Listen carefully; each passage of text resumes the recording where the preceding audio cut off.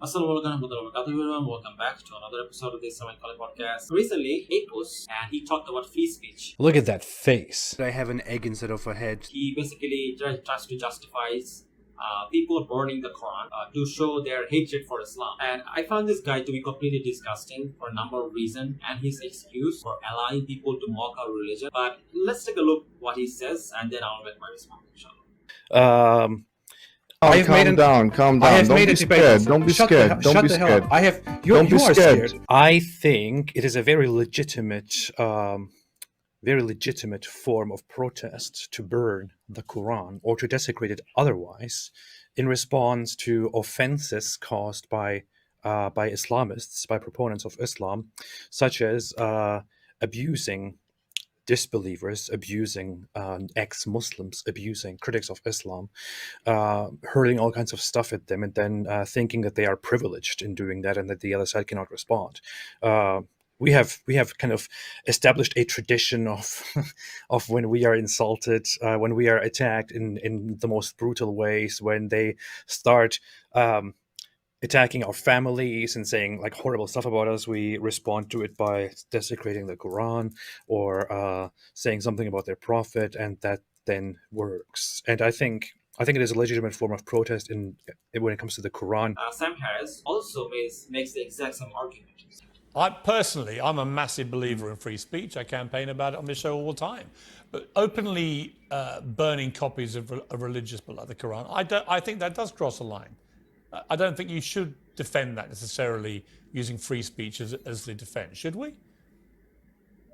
Well, I don't defend it as a matter of taste. I'm not advocating that people burn the Quran, but I think we should be politically free to burn any book, right? We should just acknowledge that books are books created by people, right? And the idea that some considerable number of people in the Muslim world see otherwise, right, and would imagine that a specific book is more important than any specific person or a group of people.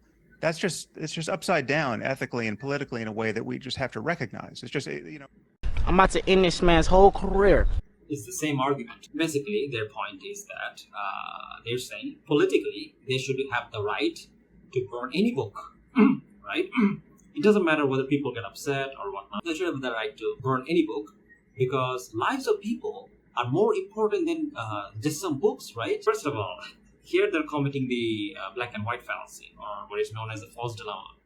So basically, they're like trying to create this dilemma, right? They're saying that, oh, look, either you're okay with people burning the Quran, or you prefer a copy of a book over human beings, right? You're an evil person, right? As if like those are the only two options. Either you support people burning the Quran, or you're evil and you prefer book over human lives. You don't support people burning the Quran, therefore you're evil and you prefer books over human lives. Now, as you can clearly see, the first premise is false, right?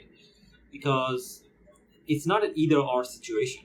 It's not that, either you support burning the Quran or you're evil and you prefer books over human beings. Like, for example, I don't support people burn the Quran. I don't support it. But just because I don't support it doesn't mean that I prefer books over human lives. I have a different reason why I don't support it, and I think it should be banned. Sam has daughters, right? Let's give an analogy, right? Someone that goes to the same school that Sam's daughters goes to, I don't know, maybe in college, I don't know, or maybe office, I don't know. Like wherever his daughters goes to, this other man also goes there. And he decides to take their pictures and then use an AI to put their faces in the face of an adult actress, okay, or in a porn movie. And then he releases those porn movies to the public and into their school or like colleges or like offices or whatever, all over.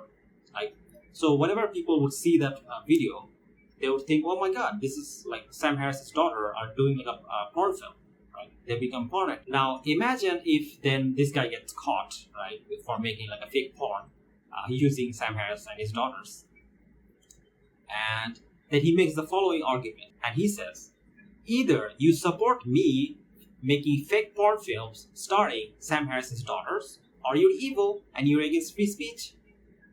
You don't support me making fake porn films using Sam Harris's daughters, therefore you're evil and you're against free speech.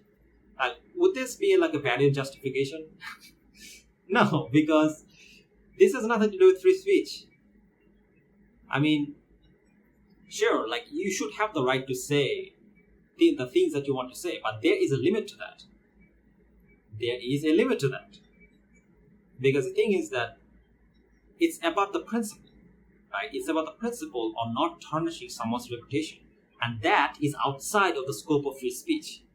So there's a distinction that needs to be made here. There's the concept of speech or action. That's something harmless, like you can burn a book, you can do whatever you want. Then there's the consequences of that action, right? How does those speech or those action actually affect people or affect the society at large? These are two completely separate things. The reason why many people take issues with people burning the Quran and why you see so many protests in Muslim countries is because of the consequences, not necessarily because of the speech itself. Okay, so there's this distinction that needs to be made. Muslims are not necessarily angry because you're burning the book. I mean, we ourselves sometimes burn the Quran, right? If there's a religious need for it. However, when you burn the Quran to insult and mock Muslims or to hurt the image of Islam, that's a completely different matter, right? Then you're using propaganda, because it's not like you're having some kind of intellectual debate and dialogue, right? You're just burning a book. You're just burning a book, right? And when you're burning a book, when people are seeing that, they're gonna think that, oh, Islam must be some kind of evil religion, right? That's the only reason why people were burning this book, right? Because it's an evil religion. So what happens is that this becomes a form of propaganda. Then you're basically using propaganda. And propaganda is not a fair intellectual practice. Propaganda is evil. That's why it's wrong. Because it's propaganda. It's not actually some kind of intellectual practice. This is completely anti-intellectual. Okay? That's why it's wrong. And also this affects, this hurts people's feelings. This hurts people's feelings, this creates negative tension among different communities. So all of these negative consequences are the reason why people say that no, you should not burn the Quran or any religious book for that matter to insult other people. That's not right. Okay? Because of these consequences. Because the thing is that when you're burning the Quran, what basically you're saying is that Islam is evil. But the thing is that, and you're tarnishing the image of Islam and declaring it as evil. When in reality, that has not been established using logic or reason. You just assume that Islam is evil, and you're saying that Islam is evil. This is like a child saying that I don't like the traffic lights because it makes the cars go slow, right? Just because you don't like it doesn't make it evil or make it wrong. Same thing with Islam. Just because you don't like it doesn't make it evil. You have to prove that why it's evil, right? You have to come to some kind of debate or discussion. But that's not happening here. You're just declaring that it's evil, and other people are getting the idea that, okay, this person is burning this book, that must mean it has to be something evil, right? It has to be something bad. Because they don't know. They don't know anything about Islam. So you're tarnishing the image of Islam. You're using propaganda and you're using an anti-intellectual practice. That's why it's wrong. That's why it should be banned. Not because we prefer, a book over human beings. That's not the reason we take issues with this. Of course, we have religious reason for why we take issues with it. But even from a secular point of view, you can clearly see why this is wrong. This is propaganda. This is anti-intellectual. That's why it's wrong. That's why it should be banned. In fact, this is exactly what the Nazis did during World War. When Germany was occupied, when the Nazis came to power, they did exactly this. For example, German historian Karl Dietrich Brasher says the following regarding the Nazi book burning in 1933 on April 8th by the German Student Union. He says, the exclusion of left democratic and Jewish literature took precedence over anything else. The blacklist ranged from Bebel, Reinstein, Prius, Revenue, through Einstein, Freud. So these are all Jewish writers, and their books were burned by the Nazis. Broad, Dublin, Kaiser, the Mann brothers, Zweig, Hilbert, Oshie, Raminis, etc., etc. The catalog went back far enough to include literature from Heine and Marx to Kafka. So these are all intellectual books that were burned. Because these people believed that they hated this idea of having Jewish writers, Jewish intellectuals writing books. They didn't like that. They hated their books. They hated their ideas. So they burned it. And you guys are doing the same thing. You don't have an argument. You're just burning book like a child. This is anti-intellectualism. And this is the question I want to ask to Sam and all these other people who like to burn the Quran. Like, if you really believe in freedom of speech and intellectual freedom, then why are you burning the Quran? Why are you following the Nazis? Is that really the legacy that you want to follow? Is that the legacy you want to hold on to? The legacy of the Nazis? Again, I think it's a valid question to ask.